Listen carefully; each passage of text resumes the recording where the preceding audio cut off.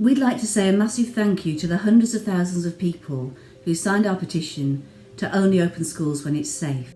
Parents, teachers, head teachers and school staff are rightly anxious to want to have their voices heard as anticipation mounts.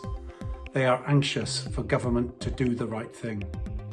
As parents, we know our children miss their friends, they miss learning, they miss their teachers, and we worry about the impact all this will have on their education. As teachers, we miss the children that we teach and we worry about them. What will be the impact of this on their education, on their well-being? As head teachers, we are concerned about the staff members who may be vulnerable to the virus. We're waiting to see the government's plans, and we are ready to respond and put in place whatever measures are necessary to bring our students back into school. But our schools should only reopen when it is safe for them to do so.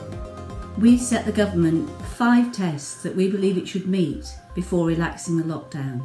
Test 1 must see much lower numbers of COVID-19 cases, with confidence that new cases are known and counted promptly.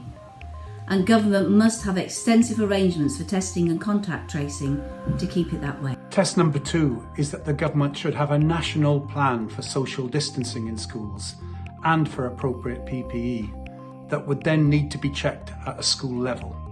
To meet test 3, there must be regular testing for children and staff to ensure that our schools and colleges don't become hotspots for COVID-19. Our 4th test is that the government must have a plan for all schools about what happens when a COVID case appears in that school. And our 5th test must see plans drawn up to protect vulnerable staff and those who live with vulnerable people, to protect them as much as possible and to stop more educators or members of their families dying of this terrible disease. Parents and staff need to have these tests met so that they can be confident to go back to school. Our members, educators, love and cherish the children they teach, and their first duty is to ensure that the environment they're in is safe.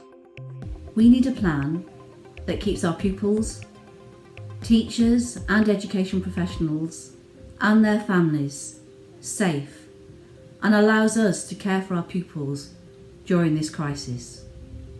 Thank you for speaking out with us.